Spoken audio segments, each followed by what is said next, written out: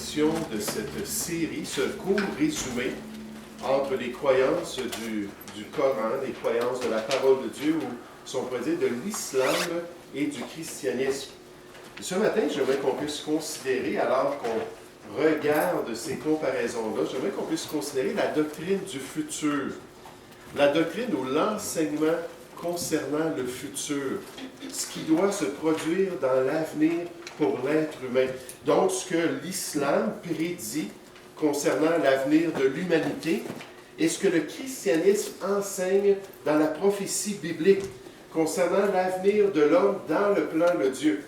Vous savez que lorsqu'on considère la Bible et ce qu'elle dit concernant l'avenir, on s'aperçoit que des 31 000 versets, si vous voulez faire l'exercice, puis commencer avec le livre de Genèse, puis compter Genèse chapitre 1, verset 1, verset 2, puis passer tout à travers la Bible, vous allez arriver à 31 000 versets environ dans la parole de Dieu.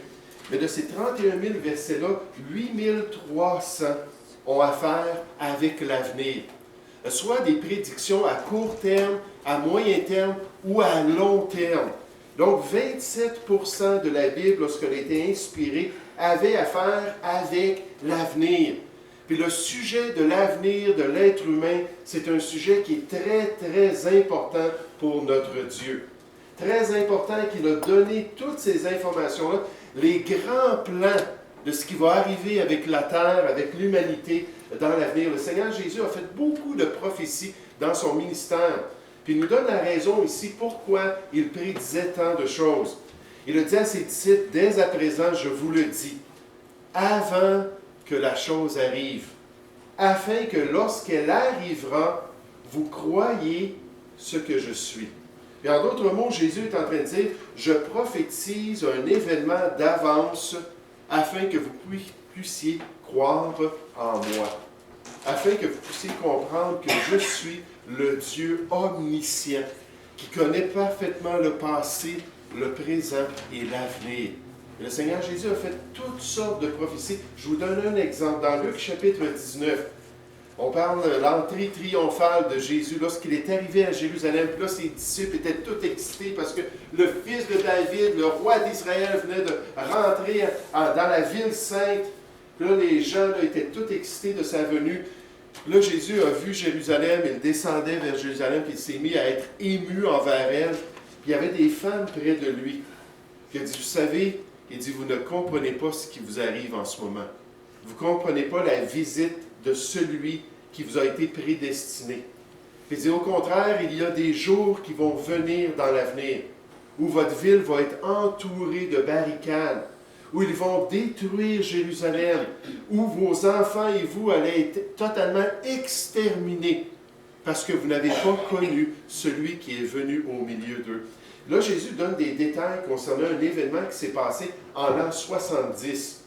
Puis en fait, en l'an 70, l'empereur romain Vespasien a envoyé son fils. Son fils était le général Titus. Ils sont arrivés à Jérusalem. Puis ils avaient conquis tout le restant de la Palestine pour détruire la rébellion des Juifs. C'est la première guerre romaine contre les Juifs. Il y en a une qui s'est produite un peu plus tard dans leur histoire. Puis quand ils sont arrivés à Jérusalem, ils ont offert la paix à Jérusalem, mais les gens ont refusé. Puis finalement, ils ont détruit la porte, ils sont rentrés dans la ville, puis ils ont tué 1 million de Juifs. Les femmes, les enfants, les vieillards, ils ont tout exterminé. Puis un des détails que Jésus a dit, c'est qu'il ne resterait pas pierre sur pierre de la ville.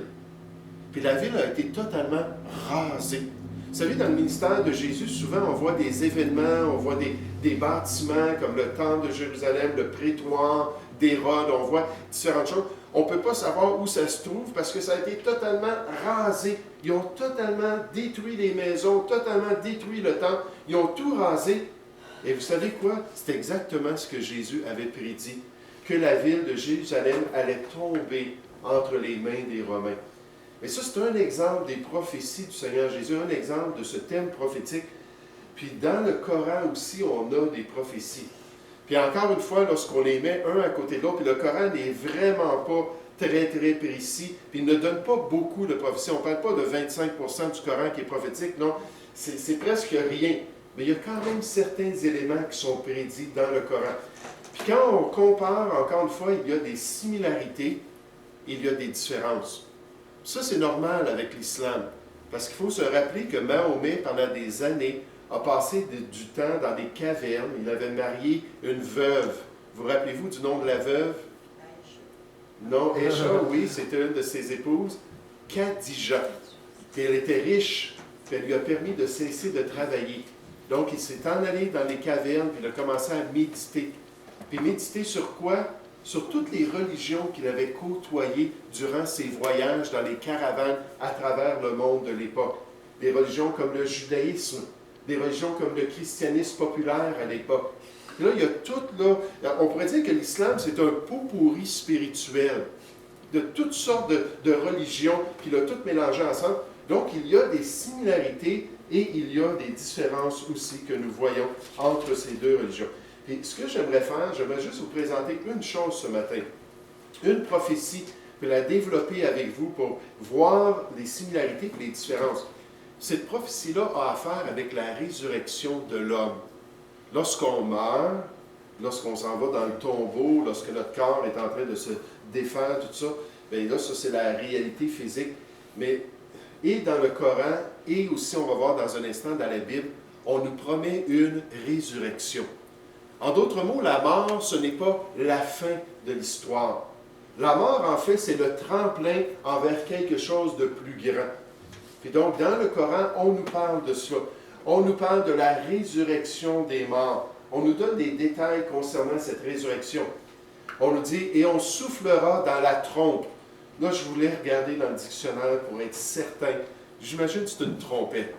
J'imagine que c'est ce que le mot veut dire. C'est du vieux français dans ma version ici du Coran. On soufflera dans la trompe.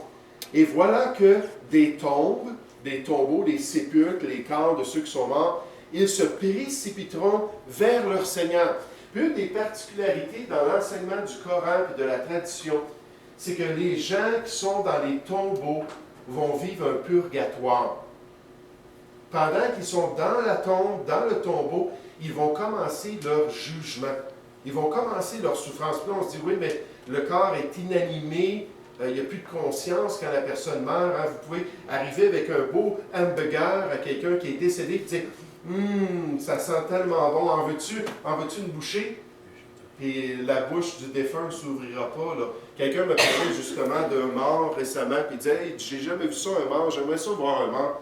J'ai dit, moi, c'est arrivé à quelques reprises que j'ai vu des gens, pas au salon funéraire, parce que là, ils sont tous embellis, n'est-ce pas? Mais les gens qui venaient de décéder, j'ai dit, c'est vraiment pas quelque chose d'agréable. Là. Mais il n'y a pas de vie, mais pour le Coran, le corps lui-même est en train de vivre le jugement. Dans le tombeau, il est en train de faire son genre de purgatoire dans les souffrances avant la résurrection. Mais on nous dit, un jour, ils vont ressusciter. Un autre passage nous dit, « Et au cou de chaque homme qui est mort, nous avons attaché son œuvre. » Remarquez le mot « œuvre ». Si vous vous rappelez, pour les musulmans, ce sont leurs œuvres qui leur ouvrent la porte au paradis. Vous vous rappelez du grand test qui a été dit dans la tradition, une épée qui passe au-dessus de la géhenne, une épée qui passe au-dessus, une épée à deux tranchants qui passe au-dessus de l'enfer. Chaque musulman va devoir marcher, puis en fait, chaque personne va devoir marcher sur cette épée et espérer pouvoir rester en équilibre, un funambule spirituel, et espérer pouvoir rester en équilibre, puis se rendre jusqu'à l'autre côté pour rentrer dans la Jannah, le grand paradis sensuel des musulmans. Puis s'ils n'ont pas eu assez d'œuvres, ça va être glissant, puis ils vont tomber dans la géhenne, puis ils vont être perdus pour toujours. Donc, au cou de chaque homme, nous avons attaché son œuvre. Et au jour de la résurrection, nous lui sortirons un écrit qu'il trouvera déroulé. Lis ton écrit. Aujourd'hui, tu te suffis d'être ton propre comptable. Je vous explique ça dans un instant. Quiconque prend le droit chemin ne le prend que pour lui-même, et quiconque s'égare ne s'égare qu'à son propre détriment. Et nul ne portera le fardeau d'autrui. Et nous n'avons jamais puni un peuple avant de lui avoir envoyé un messager. Donc, quelques détails qu'on nous donne concernant la résurrection. Premièrement, dans l'islam, lorsqu'une personne ressuscite, elle ressuscite avec un livre. Puis elle a un livre dans sa main. C'est le livre qui explique toute sa conduite sur cette terre.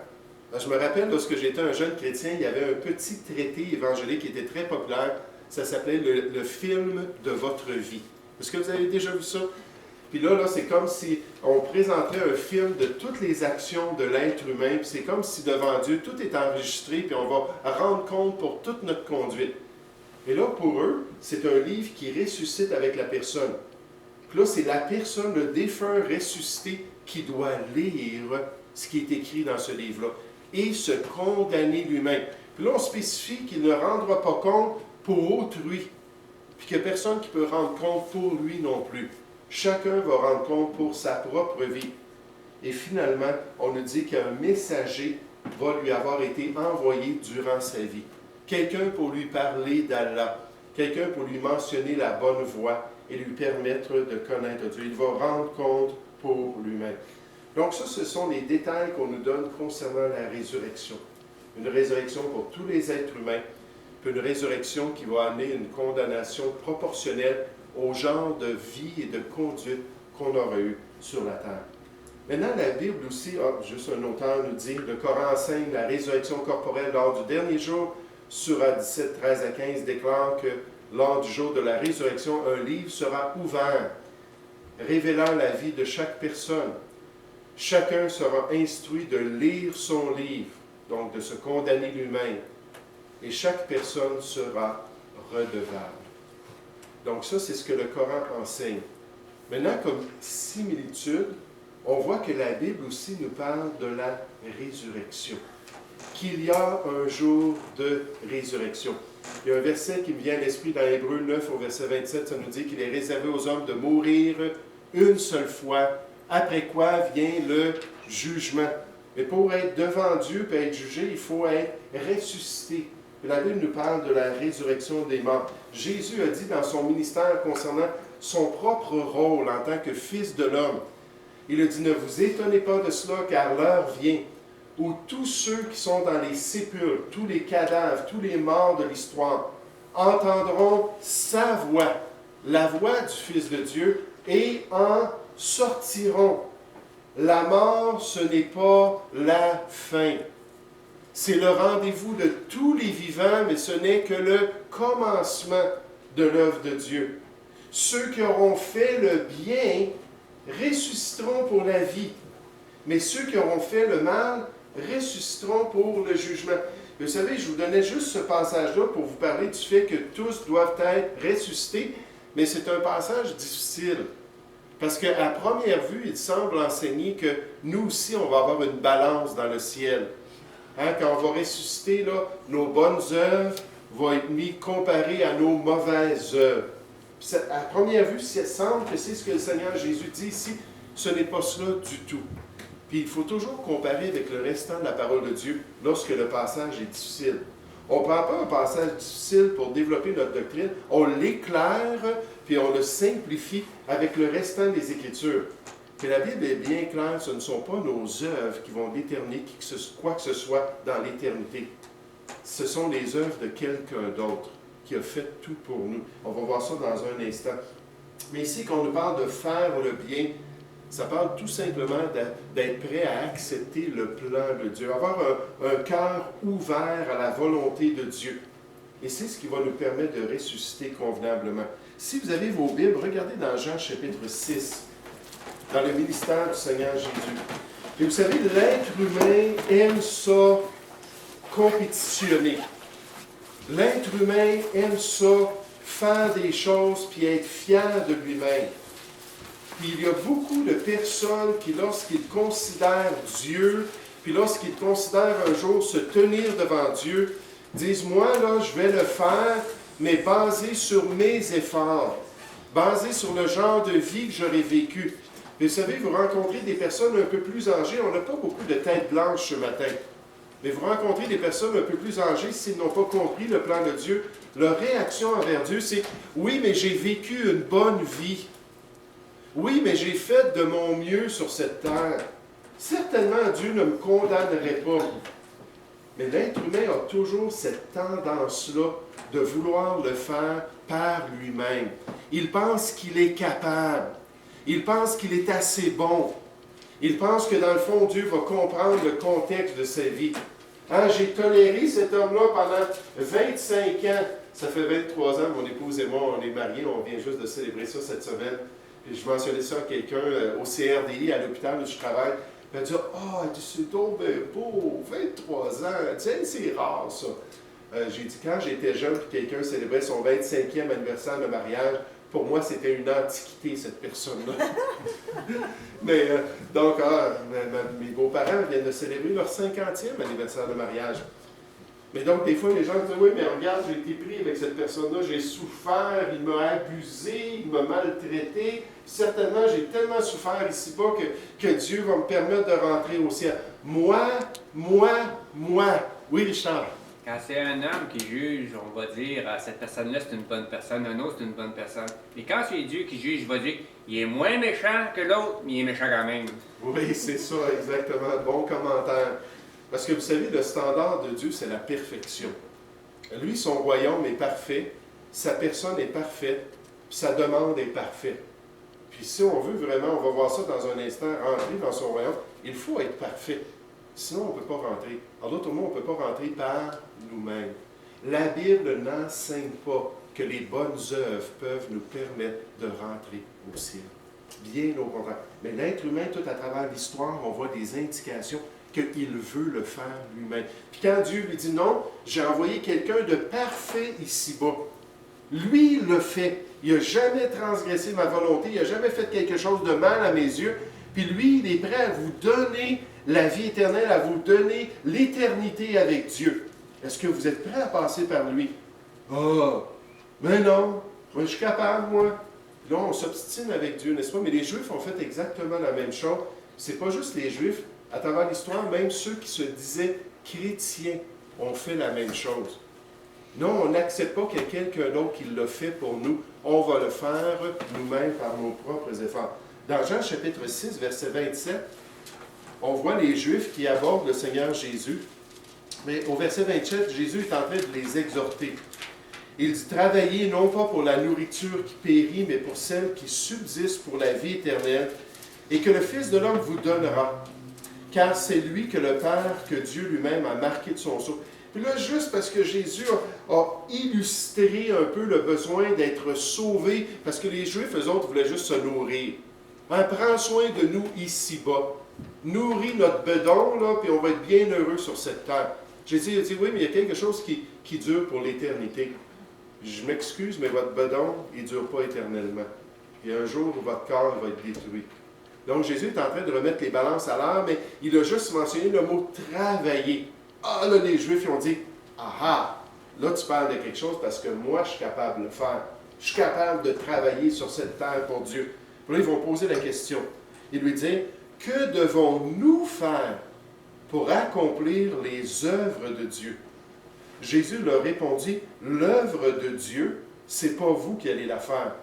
C'est que vous croyez en celui qui l'a envoyé. » Qu'on puisse mettre notre confiance dans celui qui était parfait, celui qui l'a entièrement accompli, celui qui est mort sur la croix en disant « Tout est accompli ». Là, Dieu veut qu'on se confie en Jésus-Christ lui-même, le Fils unique de Dieu. J'aimerais vous dire le restant du chapitre, Jésus revient à cela. La vie éternelle, c'est que vous croyez en moi. La volonté de mon Père, c'est que vous croyez en moi et que je vous ressuscite au dernier jour. Moi, que Jésus dit à l'être humain. Savez-vous ce que les Juifs ont fait? Ils ont dit, ça ne nous intéresse pas. Puis ils ont juste argumenté tout le long. Puis ils ont résisté tout le long. Et là, Jésus revient toujours avec cette même réalité. Verset 47, c'est en croyant en moi. Moi, je vous donne un cadeau, la vie éternelle. Et vous allez pouvoir être en paix avec Dieu. Puis ils ont résisté tout le long. Puis en fait, certains de ses disciples aussi. Ils ont dit, là, ça ne nous intéresse plus. Ils sont partis. Puis quand Jésus est mort sur la croix, il y avait juste une poignée de personnes qui étaient prêtes à croire en lui. Et c'est triste, n'est-ce pas, parce que l'être humain est toujours obstiné à croire en lui-même. Jésus dit, ceux qui me disent « Seigneur, Seigneur », il y a des gens qui parlent de Jésus, le Christ, qui vont dire Jésus, mon sauveur, et ainsi de suite, n'entreront pas tous dans le royaume de Dieu. Pourquoi? Parce qu'il y a un prérequis. Celui seul qui fait la volonté de mon Père peut rentrer au ciel. La volonté de son Père, Jean 6,40, Jésus le dit, c'est qu'on croit en lui. Qu'on accepte que c'est lui qui a tout accompli sur la croix du Calvaire. La résurrection du corps est enseignée dans le Coran et dans la Bible. La différence dans le Coran est que les œuvres du musulman sont le facteur déterminant, ainsi que sa soumission à Allah, déterminant pour son sort éternel. S'il a été soumis, s'il a été obéissant, dans la Bible, les bonnes œuvres sont importantes et des expressions nécessaires de la relation de foi du croyant avec Christ. Mais elles n'obtiennent pas la vie éternelle pour le croyant. Ça, c'est frappant lorsqu'on regarde la distinction entre ceux qui croient à la Bible et ceux qui sont religieux. C'est qu'on s'aperçoit que ceux qui se disent chrétiens, mais qui essaient de rajouter leurs œuvres au sacrifice de Jésus, la Bible nous dit que ça ne leur sert à rien et Jésus ne peut pas leur donner le salut. Mais ceux, au contraire, qui disent « Moi, je ne suis pas capable. Je ne suis pas en mesure de le faire. Certainement, j'ai fait assez de mal dans ma vie que je suis condamné devant Dieu. Mais j'accepte que quelqu'un d'autre l'a subi à ma place pour pouvoir recevoir la vie éternelle. » Puis quand on a la foi en Dieu, Dieu produit un nouveau cœur, puis là, il va y avoir des bonnes œuvres. Pas pour obtenir le salut, parce qu'on l'a obtenu, parce que c'est un don gratuit, le salut. Mais une fois qu'on a cette nouvelle vie-là, là, on peut commencer à pratiquer des bonnes œuvres pour glorifier Dieu, pour l'honorer, pour montrer que nous sommes des chrétiens, qu'on porte son nom et qu'on vit pour lui sur cette terre.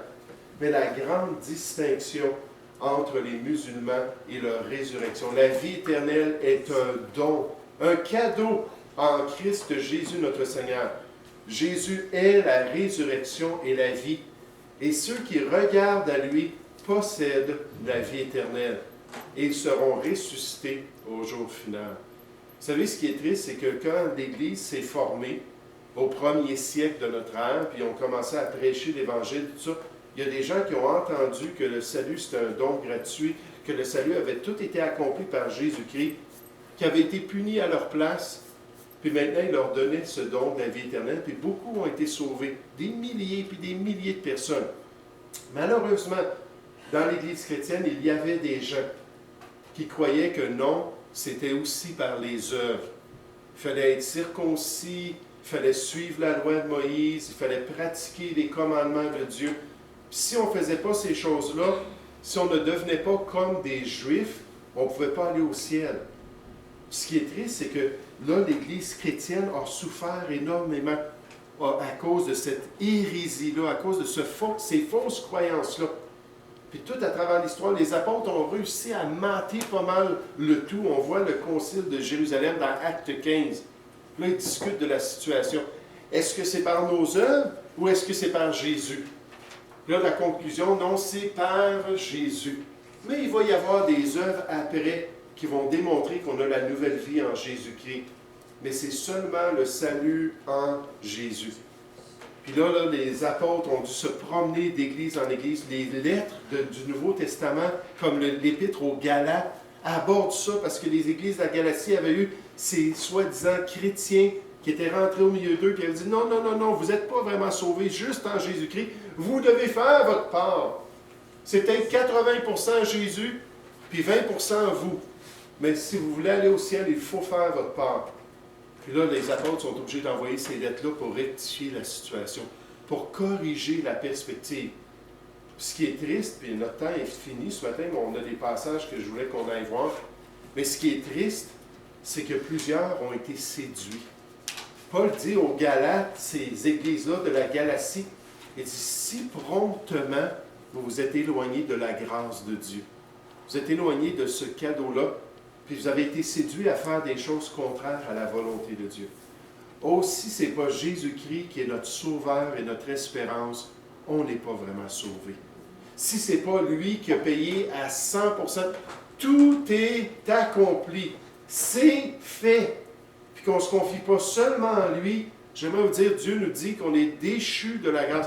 Puis cette hérésie-là a continué tout à travers l'histoire, puis elle est encore populaire aujourd'hui. Vous parlez à des groupes comme les Témoins de Jéhovah, puis bien souvent, je sais qu'il y a des variances, mais bien souvent, ils vont dire, oui, Jésus-Christ, mais le ministère du chant.